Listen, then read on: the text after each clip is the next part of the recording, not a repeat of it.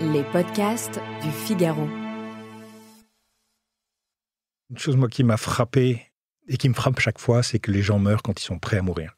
Une fois que la douleur est soulagée, une fois que les personnes sont prises en soin avec les compétences nécessaires sur les symptômes fin de vie et entourées de suffisamment d'attention, pour ne pas dire d'amour, 98% de ces demandes de mort disparaissent. On croit que ce sont les vivants qui ferment les yeux des mourants et en réalité, ce sont les mourants qui ouvrent les yeux des vivants. Il y a une urgence à changer. On a besoin d'aller à l'autre bout du monde pour nous engager. Et donc de sortir à nouveau de sa zone de confort. Il me semblait qu'il y avait quelque chose d'injuste. C'est un métier qui demande du temps. De l'empathie, c'est dur. C'est dur, mais c'est tellement gratifiant de faire des... À la fois c'est génial et à la fois ça nous terrifie. S'engager, c'est prendre ses responsabilités. Et puis il y avait l'idée aussi de montrer un exemple. Et lâche rien, fonce et avance, quoi. Bonjour et bienvenue dans Les Engagés, le podcast qui donne la parole à celles et ceux qui nous aident à voir plus loin. Aujourd'hui, j'ai le grand plaisir de recevoir François Genin, cofondateur de Visitatio Voisins et Soins, un réseau de soins palliatifs à domicile. Bonjour François. Bonjour. A priori, François, rien ne vous prédestinait à fonder il y a 9 ans un réseau de soins palliatifs à domicile. Vous faisiez une carrière dans l'informatique. Pourquoi avez-vous décidé de vous engager dans cette aventure et qu'est-ce qui a tout déclenché ? Ce qui a tout déclenché, c'est la mort de mon beau-père il y a maintenant une dizaine d'années, qui a eu la chance d'être accueilli à Jeanne-Garnier pour 3 semaines, ce qui est aujourd'hui la durée moyenne, c'est plutôt moins de 2 semaines. Et on a vécu avec lui, il a vécu ce temps de façon assez extraordinaire et j'ai été extrêmement frappé par la manière dont cela l'a aidé et nous a aidés, sans même qu'on s'en aperçoive, à basculer d'une posture de lutte contre la maladie, ça faisait 10 ans qu'il était dans différents cancers, à une posture très différente, vivre ce temps. Lui est rentré à Jeanne-Garnier en disant « je viens me préparer à ma mort ». Et puis nous, autour de lui, dans les larmes, dans les rires aussi, parfois un peu nerveux, mais voilà, vraiment avec une vie intense autour de lui et en famille. Donc j'ai trouvé ça assez extraordinaire, cette compétence des soignants, le soulagement de la douleur, la prise en compte des symptômes, la manière d'expliquer aux malades, à la famille, l'attention extrême qui est apportée aux personnes, que ce soit le malade ou la famille. Ça m'a interpellé, alors je me suis un petit peu intéressé à la question ensuite. Et j'ai pris conscience, en lisant un rapport de la Cour des comptes qui à l'époque parlait d'une couverture du besoin de 20%, que donc il n'y avait qu'une personne sur 5 ayant besoin de ce type d'accompagnement pour des raisons soit médicales, soit sociales, soit psychologiques, toutes sortes de raisons. C'est 60% des décès aujourd'hui dans les pays occidentaux qui relèvent des soins palliatifs.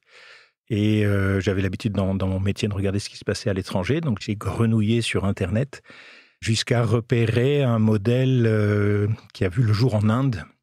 Et donc j'y suis allé, c'était en 2015, et pendant 1 an, j'ai commencé à rencontrer des tas de gens dans le monde des soins palliatifs, des psychologues, des philosophes, des médecins, des infirmières, etc., pour essayer de voir comment le modèle pouvait se décliner, s'adapter au contexte français, qui n'est pas le même que celui dans lequel il a vu le jour au départ.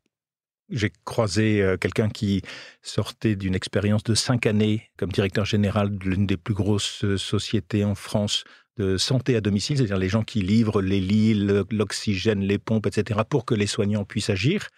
Et ensemble, on a cofondé l'association tout début 2017.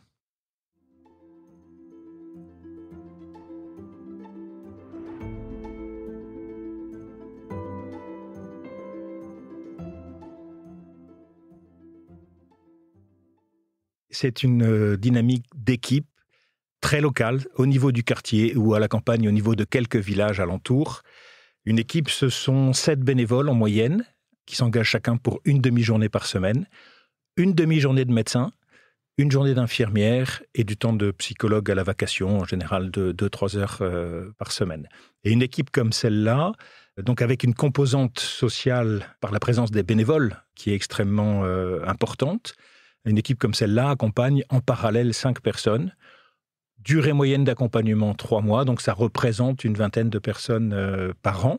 Alors pourquoi et des bénévoles et des soignants ? Il faut y revenir un petit peu. D'une part parce qu'il y a en France un isolement social qui est important, et puis de manière naturelle, parce qu'un conjoint est déjà mort, sans parler de l'éclatement des cellules familiales.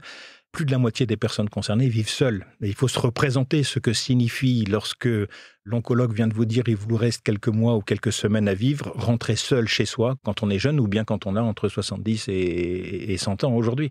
C'est juste terrible. Et donc la présence des bénévoles permet d'adresser cette question de l'isolement social, d'entourer les personnes, de les accompagner, de soutenir les proches quand il y en a. Il y a ce phénomène bien connu aujourd'hui, bien identifié, de l'épuisement des aidants, qui se traduit par le fait qu'un aidant sur 3 meurt avant la personne aidée. Un chiffre assez terrible. C'est un proche qui accompagne au long cours quelqu'un dans un cancer ou une maladie neurodégénérative et qui s'y épuise et qui finit par mourir avant la personne malade. Et donc là, c'est des bénévoles qui entourent dans le quartier. Et puis, il est indispensable, et c'est une condition sine qua non de la mobilisation des bénévoles, qu'il y ait des soignants qui prennent en charge la question de la douleur s'il y en a une. Et aujourd'hui, on sait soulager à peu près toutes les douleurs. Et au pire, il y a la sédation. Et puis, donc un médecin, une infirmière qui forment un binôme. Comme on accompagne assez longtemps, ça n'aurait pas de sens que le médecin passe toutes les semaines. Donc l'infirmière, elle passe toutes les semaines et elle est un peu l'œil du médecin et elle le fait intervenir à bon escient. Et puis à partir de la posture très relationnelle de la vocation infirmière, elle constitue aussi la courroie de transmission très naturelle avec l'équipe de bénévoles. Donc ça forme une équipe et c'est à l'équipe que sont confiées les personnes que l'on accompagne et leurs proches et jamais à une personne en particulier dans l'équipe. De la sorte que ça réduit la charge mentale dans des proportions très très importantes et puis ça permet aussi de faire des plannings parce que les bénévoles ont ce grave défaut de partir aussi de temps en temps en vacances. On a commencé en 2017 avec 4 équipes sur le terrain. Aujourd'hui, il y en a une vingtaine. La moitié en région parisienne, la moitié en province. Ça n'est encore qu'un mode expérimental puisqu'il s'agit d'installer le modèle en France et d'avoir une approche systémique. Ça représente 154 bénévoles à ce jour, une quarantaine de soignants. On a accompagné 650 personnes depuis les débuts de l'association. Je crois qu'il faut se représenter une situation dans laquelle une personne seule ou une personne et ses proches sont dans cette situation où la fin de la vie a été annoncée avec ce que ça a de lourd, de terrible, de dramatique, mais en même temps ce que ça recèle potentiellement de richesse. Et tout d'un coup, il y a une équipe qui est là, formée pour ça, organisée pour ça, et qui apporte une réassurance phénoménale. Donc les gens étaient seuls en face d'une situation difficile et ils cessent de l'être. Et donc en fait, en moyenne, une visite de bénévoles et une visite de soignants par semaine suffit. C'est une moyenne. En début d'accompagnement, ça peut être un peu moins. À la fin, ça peut être tous les jours ou même plusieurs fois par jour. On est vraiment dans le sur-mesure en permanence. Et les choses s'ajustent grâce à des réunions de concertation hebdomadaires qui réunissent et les bénévoles et les soignants, dans lesquelles chacune des situations accompagnées sont évoquées. Vous êtes vous-même au sein d'une équipe ? Bien sûr. Vous accompagnez également des personnes en fin de vie. En environ 10 ans, vous avez accompagné beaucoup de personnes, j'imagine. Est-ce qu'il y a des parcours de fin de vie qui vous ont particulièrement marqué ? Les 2 qui m'ont marqué et que je cite souvent sont les 2 premiers, en fait. La première avait 76 ans. C'est le réseau de soins palliatifs qui nous a appelés parce qu'elle saturait leur répondeur téléphonique. Elle était dans une angoisse terrible. Elle vivait seule, elle avait 2 enfants en région parisienne, mais qui la visitaient relativement peu. Au début, on prévoyait des visites de 3 heures parce qu'il lui fallait 2 heures pour vider son sac. Et puis au bout d'un mois, simplement par le fait de la présence de ses bénévoles, de ses soignants, elle avait un sourire jusqu'aux oreilles dès qu'on franchissait la porte. La première fois que je l'ai rencontrée, elle m'a dit « Je ne rappelle pas mes amis parce qu'ils me parlent de leurs petits bobos et pour moi c'est insupportable. Il me reste quelques semaines ou mois à vivre, c'est insupportable. » Et au bout d'un mois, elle m'a dit « Finalement, je rappelle mes amis, ils me parlent toujours de leurs bobos, mais maintenant je les écoute et c'est juste génial. » Donc en fait, parce qu'elle était accompagnée, elle s'est mise à accompagner ses amis et ses proches. Elle nous avait dit au départ qu'elle avait 2 grands désirs, trouver la paix, et puis elle l'a trouvé avec la présence de ses bénévoles, tous les échanges qu'il y a pu avoir d'une richesse incroyable. Et puis également voir ses enfants se réconcilier, parce que ses enfants ne se parlaient plus depuis quelques années. Alors on a organisé son anniversaire, finalement ils sont venus, c'était pas gagné. Et à la fin, sa fille nous a dit, de ce malheur peut sortir quelque chose de bon. Et là, ça nous a beaucoup interpellés. Et effectivement, ils se sont réconciliés. Et lors de ses funérailles, sa fille avait préparé un petit mot et elle n'arrivait pas à aller au bout de son texte prise par l'émotion. Et on a vu son frère se lever, venir à côté d'elle, poser sa main sur son bras. Et puis elle a pu aller jusqu'au bout de son petit mot. Tout le monde était bouleversé. Et je pense que si elle voyait ça, elle était elle-même aux anges. Et puis la deuxième patiente, c'était... Le médecin traitant nous a appelé juste à la sortie des funérailles de cette première patiente, pour nous dire, si vous venez pas, je suis obligé de l'envoyer à l'hôpital. Donc on y va tout de suite, on y va, un bénévole et le médecin y vont tout de suite, et c'était une personne qui venait de passer la nuit coincée entre son lit et sa commode. Les pompiers étaient sur place et elle s'accrochait à sa commode en disant « je ne veux pas retourner à l'hôpital ». Et dans la pièce d'à côté, il y avait les 2 enfants qui étaient en mode panique. Ça faisait des mois qu'ils ne savaient pas comment gérer cette situation. Donc le médecin a fait le tour de la situation, a dit « pas de problème, ça peut se passer à domicile, j'organise tout pour que vous puissiez rester à domicile ». Et pendant ce temps-là, il y avait le bénévole qui discutait avec les frères et sœurs. Et la personne a pu rester chez elle. Elle est morte le lendemain matin. Donc c'est un accompagnement qui a duré moins de 24 heures, mais qui en même temps, les enfants nous ont dit quand vous êtes arrivés, on a vu entrer la lumière. Les enfants ont pu vivre ce temps avec leur maman. Ils ont pu redevenir un fils, une fille, alors qu'ils étaient devenus des aides-soignants un peu paniqués, parce que pas aides-soignants ou infirmiers de profession.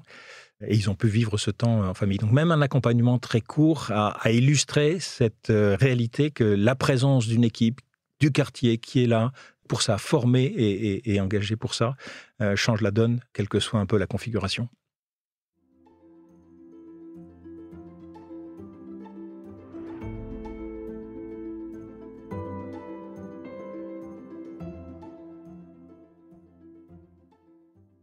Que vous a appris ce compagnonnage avec la mort, avec la fin de vie?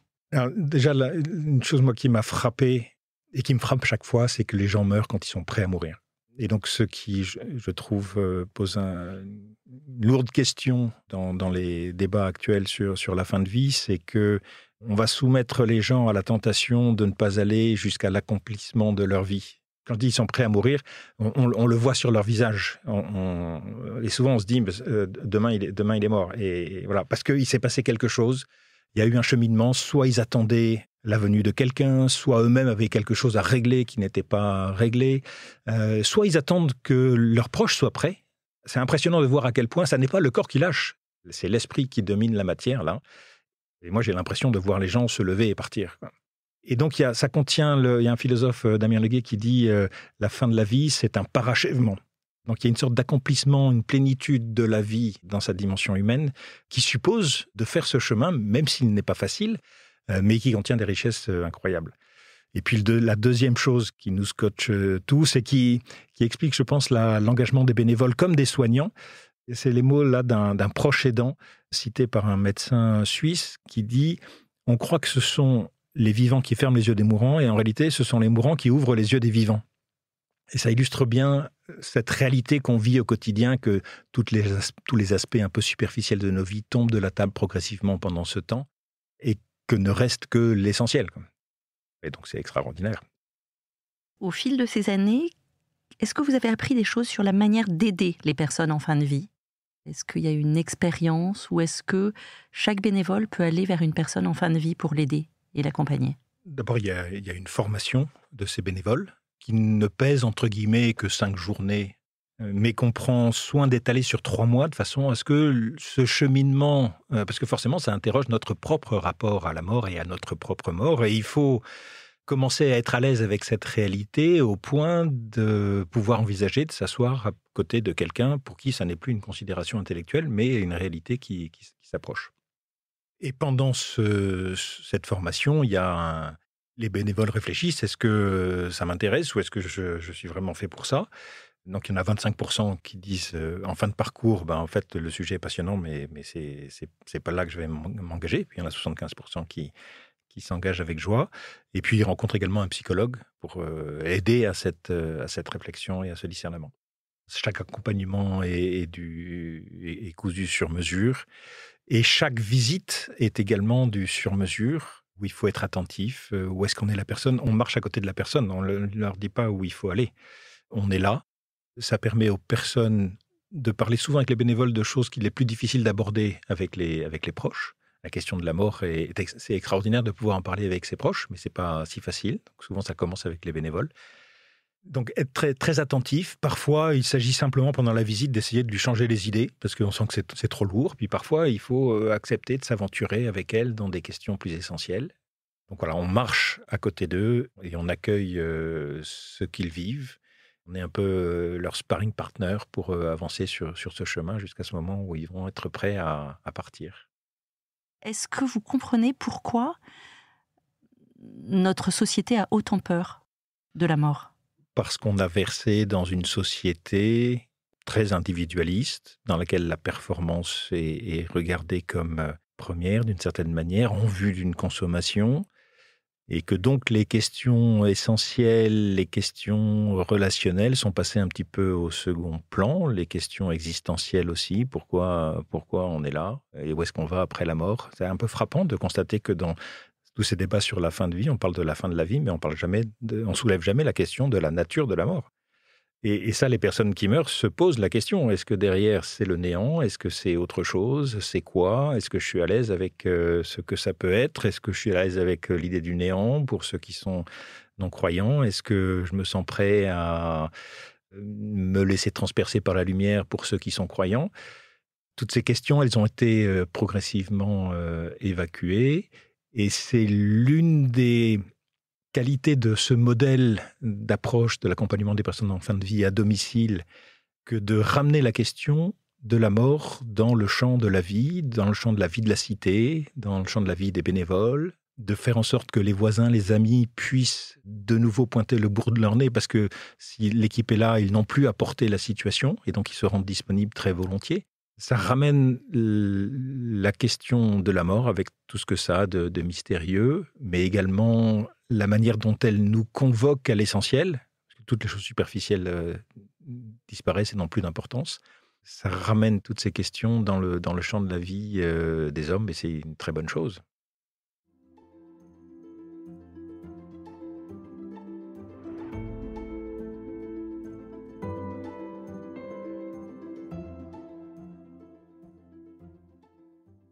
Aujourd'hui, on entend parler de la mort en France autour du projet de loi sur l'euthanasie, la fin de vie. Qu'est-ce que vous en pensez ? J'ai écouté hier un médecin qui, dans son expérience, a eu, pourtant il s'occupe de cancer, donc de maladies sérieuses, moins de 0,5% des patients qu'il a accompagnés qui avaient des demandes de mort. Et il y a une étude à Jeanne Garnier, une unité de soins palliatifs à Paris, qui montre que 98% de ces demandes, donc 98% de 0,5%. 98% de ces demandes disparaissent dans les 48 heures de l'entrée en soins palliatifs. C'est-à-dire que dès que la douleur est soulagée, et aujourd'hui, on a des moyens extraordinaires pour soulager la douleur, et au pire, si c'est des douleurs neuropathiques qu'on ne sait pas prendre en compte, il y a aussi la sédation. Une fois que la douleur est soulagée, une fois que les personnes sont prises en soin avec les compétences nécessaires sur les symptômes fin de vie, et entourées de suffisamment d'attention, pour ne pas dire d'amour, 98% de ces demandes de mort disparaissent. Et j'ai posé la question à Jeanne Garnier, les 2%, comment est-ce que vous avez fait ? Et c'est une personne qui, pendant 3 semaines, a perduré dans sa demande de mort. Ce qui m'a été répondu, c'est que le médecin a pris 3 heures de son temps pour parler avec cette personne. Et à la fin, lui a dit, mais il s'agit peut-être seulement de lâcher prise. Et la personne est morte le lendemain. Et donc, la question, l'enjeu, à mes yeux, sur ces aspects éthiques, c'est est-ce qu'on peut développer l'accompagnement de toutes les personnes qui en ont besoin. Et c'est là que la pertinence de ce modèle dédié au domicile, complémentaire des unités de soins palliatifs et des différents services qui peuvent exister, à base d'une mobilisation du quartier qui fait du bien à notre société, en se réappropriant cette question, cette réalité de la mort qui fait partie de nos vies, apporte quelque chose d'important parce que le patron de l'oncologie à l'OMS, qui avait repéré ce modèle dans les années 2000 et qui l'a promu, soutenu, disait c'est le seul modèle qui permette, en complément de l'existant historique, d'ambitionner, d'accompagner toutes les personnes. Et alors ça veut dire monter des équipes dans tous les quartiers et dans tous les villages et alentours. Et c'est la raison pour laquelle nous, on envisage cette approche, pas simplement comme le développement de notre association, mais on se donne la mission d'installer ce système en France dans une logique systémique. Donc il faut que ça soit reconnu, il faut un statut spécifique dans le code de la santé, il faut que ça soit financé par l'assurance maladie, parce que les bénévoles sont bénévoles, mais les soignants sont là à titre professionnel, de telle sorte que tous les quartiers, tous les villages puissent se doter d'équipes. Et nous, on est plus que volontaires pour accompagner d'autres institutions, d'autres associations, pour qu'elles participent à la mise en œuvre de ce modèle. On n'est pas du tout dans une logique de monopole. Quels sont les freins aujourd'hui ? Les freins, c'est que le monde médical est un monde dans lequel la gestion du changement suppose un petit peu d'attention. Le deuxième point, je l'ai cité, c'est le fait d'avoir besoin d'un statut au sens du Code de la santé et puis d'un financement assurance maladie. Donc pour ça, il y a des expérimentations, des innovations en santé. On est en train de préparer notre lettre de candidature pour rentrer dans une phase d'expérimentation sous l'égide et sous le regard de l'État et de l'assurance maladie pour qu'ils puissent mesurer la pertinence à la fois sur le plan social, la qualité des soins, mais également la rationalité du modèle, en ce sens que 10% aujourd'hui de la charge de l'hôpital concerne des gens qui sont dans leurs 3 derniers mois de vie. Et il se trouve que quand il y a une équipe adaptée à ce type d'accompagnement au domicile, le nombre de jours d'hospitalisation dans les 3-4 derniers mois de la vie diminue de plus de moitié. Et donc 10% fois 50% de diminution, ça veut dire qu'il y a 5% de la charge de l'hôpital qui est en jeu. Donc c'est extrêmement rationnel du point de vue de l'organisation des soins. Et puis ces journées d'hospitalisation coûtent horriblement cher, et alors que là, l'accompagnement coûte 300 € par semaine, là où ça coûte plutôt 1500 € par jour à l'hôpital. Une rationalité également sur le plan de la limitation des dépenses de santé, et sans réduire la qualité, parce qu'au contraire, il s'agit là d'éviter des hospitalisations non appropriées. Lorsqu'on va chercher l'avis d'un médecin à l'hôpital et qu'on se retrouve dans un environnement, alors qu'en fait, si le médecin avait pu se rendre disponible au domicile, la personne aurait eu un traitement ou aurait été simplement réassurée dans le fait que, non, là, il s'agit simplement de vivre ce temps, et aller à l'hôpital n'a pas de pertinence.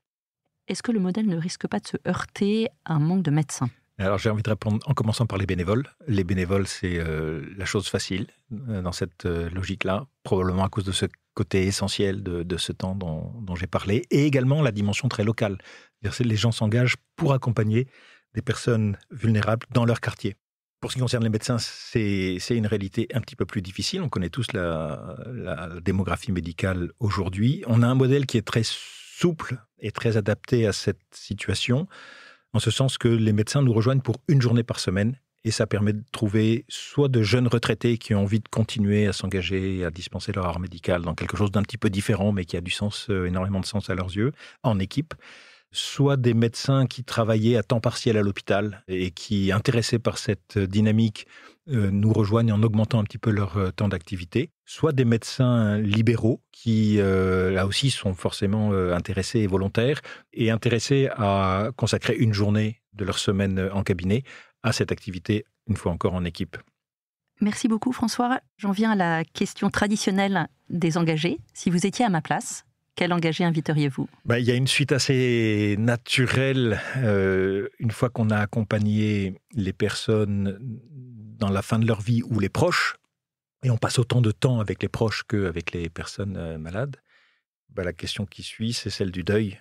Et donc, moi, je vous invite à solliciter Marie Tournigan de l'association Empreinte, qui travaille à la mise en place, là aussi dans une dynamique très de quartier, des équipes spécialisées dans l'accompagnement au deuil, et de manière assez extraordinaire. Merci François Genin. Je rappelle que vous êtes cofondateur de Visitatio Voisins et Soins, qui effectue des visites de soins palliatifs à domicile. Merci. Merci d'avoir écouté ce podcast. Je suis Aude Cérès, rédactrice en chef au Figaro. Vous pouvez nous retrouver sur Figaro Radio, lefigaro.fr et toutes les plateformes d'écoute. Si vous avez aimé ce podcast, n'oubliez pas de vous abonner et de donner votre avis sur Apple Podcasts et Spotify. À bientôt.